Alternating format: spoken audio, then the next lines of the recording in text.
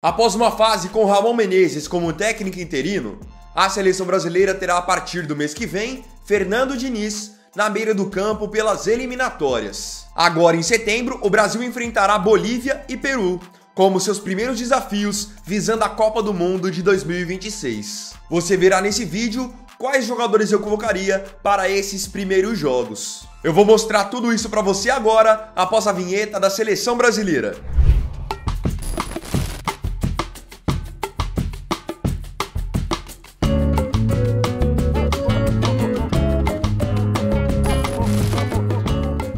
Só reforçando então, agora no mês de setembro vai ter data FIFA e o Brasil vai enfrentar pelas eliminatórias Bolívia e Peru, os primeiros desafios das eliminatórias visando a Copa do Mundo de 2026. A gente sabe que as eliminatórias aqui na América do Sul têm um nível bem inferior, então esses primeiros jogos podem ser uma oportunidade para o Fernando Diniz testar novos nomes, trazer alguns nomes de volta para a seleção, para ir aos poucos montando um time consistente, para depois deixar uma base pelo menos boa, para o Carlo Ancelotti, que deve chegar em junho de 2024. Vale lembrar que antes da chegada do Ancelotti, ainda no meio do caminho o Brasil vai ter, por exemplo, um confronto contra a Argentina, que é a atual campeã do mundo. Quando for em março de 2024, enfrenta a Espanha, que é uma seleção mais qualificada.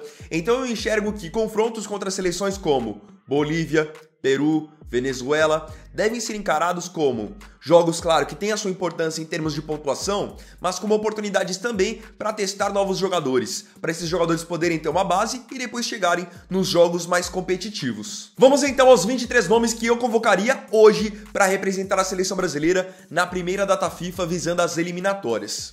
Claro que se algum jogador dessa lista aqui se machucar antes da data FIFA, é claro que ele não vai poder jogar. Então eu tô gravando num momento em que os jogadores da lista não estão lesionados. Pro gol, eu selecionei 3 goleiros.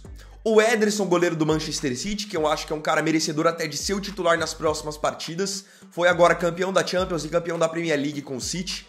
Bom goleiro, trabalha bem com os pés. Eu convocaria também Lucas Perry, goleiro do Botafogo, que tem feito muitas defesas difíceis, tem sido fundamental para o Botafogo hoje liderar o Brasileirão, e daria uma oportunidade também para o goleiro Bento, do Atlético Paranaense. Um goleiro bom, um goleiro novo, um goleiro muito rápido e que em breve vai estar no futebol europeu. Eu acho que não tem que convocar o cara só quando ele for para a Europa. Se ele já está bem no Brasil, dá ao menos uma oportunidade. Fora que também, seleção brasileira, geralmente terceiro goleiro nem joga. Então convoca pelo menos para ele conhecer como é o ambiente da seleção. Então hoje eu convocaria Ederson do City, Lucas Perry do Botafogo e o Bento do Atlético Paranaense. Deixando de fora, por exemplo, Alisson do Liverpool, que eu acho que na temporada passada oscilou bastante. E deixaria de fora também o Everton do Palmeiras, que tem passado agora também por algumas oscilações, mas eu deixaria o Everton de fora principalmente pela questão da idade. O Everton vinha sendo o terceiro goleiro da seleção e já tem uma idade mais avançada. Então, visando Copa do Mundo, tem que trazer, mesmo que seja como terceiro goleiro, jogadores mais jovens, na minha opinião. Por isso, eu falei sobre Bento e sobre Lucas Perry. Mas não que o Alisson seja um goleiro ruim ou o Everton, muito pelo contrário. Mas nesse momento, eu selecionei esses 3 aqui. Vamos agora para as laterais, que é uma posição, tanto a lateral direita quanto a lateral esquerda, posições muito carentes hoje na seleção brasileira. Vão ter que haver vários testes para que a gente possa encontrar 4 nomes confiáveis. Então, para a lateral direita, eu convocaria Danilo da Juventus, que é um nome muito questionado, até por mim mesmo, e convocaria o Wanderson do Mônaco. Mas vocês vão entender o porquê. No caso do Danilo, é um lateral que está ainda no alto nível do futebol europeu, jogando pela Juventus e tem até atuado muito mais como zagueiro. Mas pelo fato de hoje nós termos poucos nomes para a lateral direita, acho que a princípio o Danilo daria para manter. E aí você trazer junto com ele um nome jovem para ir se ambientando na seleção, ir sendo lapidado, e aí depois quando você tiver um outro lateral direito de qualidade, aí sim você pode ir tirando o Danilo de cena aos poucos.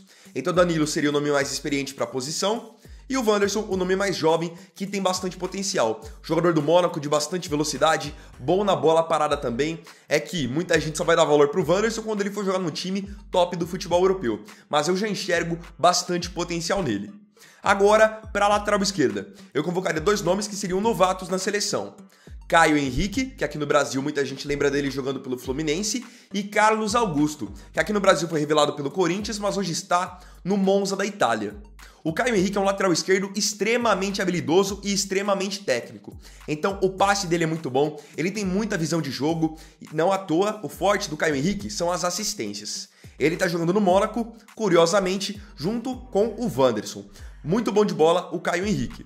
O Carlos Augusto é um nome mais jovem do que o Caio Henrique. Aqui no Brasil ele jogou rapidamente pelo Corinthians e logo foi negociado com o futebol europeu. Hoje está no Monza e lá no Monza ele costuma atuar como um ala, não como um lateral. Mas acho que é uma opção boa, ao menos para ser testado, porque ele é alto, ele tem bastante força e ele chega muito bem ao campo de ataque. Não à toa, mesmo sendo lateral, marcou muitos gols na última temporada. Então, ao menos o teste eu acho que ele merece. Vamos agora para a zaga. Selecionei 4 zagueiros aqui. O primeiro nome, na minha opinião inquestionável, é Éder Militão, zagueiro do Real Madrid. Zagueiro de força, sobe bem de cabeça, muito veloz, se precisar pode quebrar um galho na lateral, mas claro, enxergo hoje o Militão num status diferente pós-Copa do Mundo. Até pelo que ele tem apresentado no Real Madrid, enxergo que é um zagueiro que merece hoje ser zagueiro titular. E enxergo até como hoje o principal nome da posição. Outro zagueiro destro que eu selecionei foi o Bremer, que joga na Juventus. Um zagueiro também novo, de força, de velocidade, sobe bem de cabeça. Não fez lá uma grande temporada agora, na sua temporada de estreia na Juventus, mas vinha muito bem até então, jogando pelo Torino. Gosto bastante do futebol dele e acho que merece ter uma sequência. Aí como canhotos, eu convoquei Gabriel Magalhães do Arsenal, que fez agora uma campanha muito boa na Premier League, merece também uma oportunidade, zagueiro canhoto de bastante força, sobe bem de cabeça também. E aí o outro nome, um nome mais jovem para ir se ambientando na seleção, eu convocaria Robert Renan, que tá no Zenit da Rússia, mas ignorem o clube que ele joga. Esse garoto tem um potencial muito grande, é um zagueiro de bom passe, é um zagueiro habilidoso, ele tem personalidade, que eu acho que é uma coisa que tem que ter na seleção, jogadores que não tem medo de vestir a camisa. E detalhe, ele tem só 19 anos, muito bom de bola mesmo. Tem um passe também passe longo, muito bom. Então esses seriam os 4 nomes que eu convocaria para essa primeira data FIFA. O Marquinhos, que é um nome que eu sei que muita gente vai comentar, eu não convocaria. Tanto que quem acompanhou essa última temporada do Marquinhos lá no PSG sabe que ele não foi bem, oscilou bastante na própria Copa do Mundo, acabou tendo também algumas falhas, então o Marquinhos, pelo menos por enquanto, eu preservaria. Não significa que eu nunca mais convocaria, mas pelo menos nesse momento, daria oportunidade para outros nomes. E gostaria de ver também como que o Militão se sairia sendo assim o zagueiro destaque da defesa, já que por muitas vezes ele jogou com Marquinhos, jogou com Thiago Silva, que são nomes mais cascudos. O setor de meio campo foi onde eu menos inovei, então primeiro eu vou falar os nomes e depois eu justifico. Volantes, Casemiro do Manchester United e o André do Fluminense. Também como volantes, mas mais de saída para o jogo, Joelinton e Bruno Guimarães, ambos do Newcastle.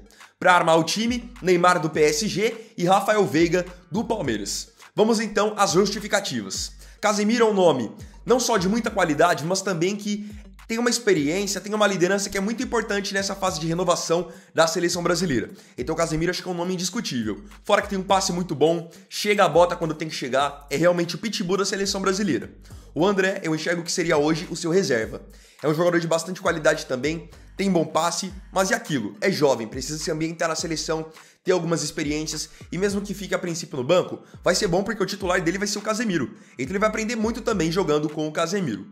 Bruno Guimarães e Joelinton, 2 jogadores que brilharam na última temporada com o Newcastle, ajudando o time inglês a conquistar uma vaga para a Liga dos Campeões nessa nova temporada. Então os dois merecem continuar na seleção. O Bruno já está há um tempo e o Joelinton ganhou uma oportunidade mais recentemente, mas acho que uma convocação é pouco, merece ter uma sequência. E com esse mesmo pensamento de ter uma sequência, eu daria mais uma chance para o Rafael Veiga do Palmeiras. O Veiga, depois dessa primeira convocação que ele teve na seleção, ele acabou oscilando bastante no Alviverde, mas mesmo oscilando, segue marcando gols importantes, tanto que marcou agora contra o Atlético Mineiro na Libertadores. É um bom jogador, finaliza bem, bom na bola parada e é aquilo.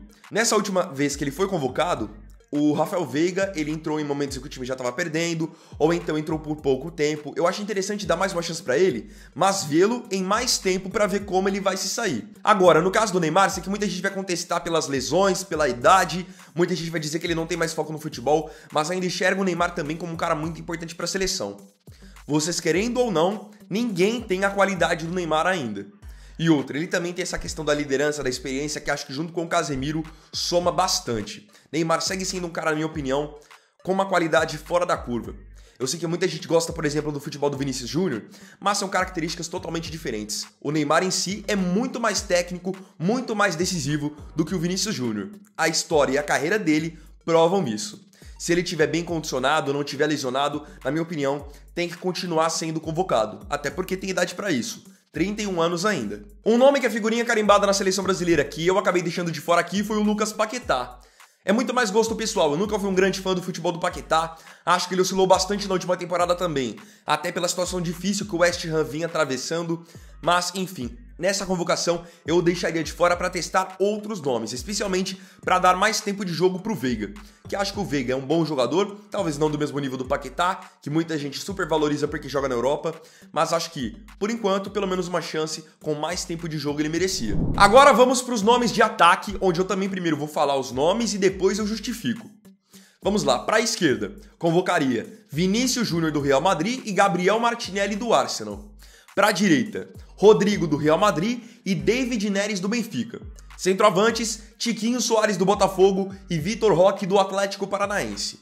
Vamos lá. Vinícius Júnior, um dos melhores jogadores do mundo na atualidade, jogando muita bola no Real Madrid. Rodrigo também, num nível muito bom no Real Madrid. Gabriel Martinelli, arrebentou no Arsenal na temporada passada, jogador de boa finalização, vai pro drible, tem bastante velocidade e bastante personalidade. É um jogador que já tinha tido uma boa primeira impressão na Copa do Mundo, mas no Arsenal em si foi muito bem, merece também uma continuidade. Também chamaria David Neres, que atua na direita. Ele hoje tá no Benfica e tem jogado muito bem, tem dado a volta por cima. Teve algumas chances na seleção com o Tite, na época em que jogava no Ajax, mas agora no Benfica retomou a sua boa forma, marcando gols, dando assistências e assim. Pelas oscilações de Rafinha e Antony, acho que pelo menos uma chance o David Neres merecia.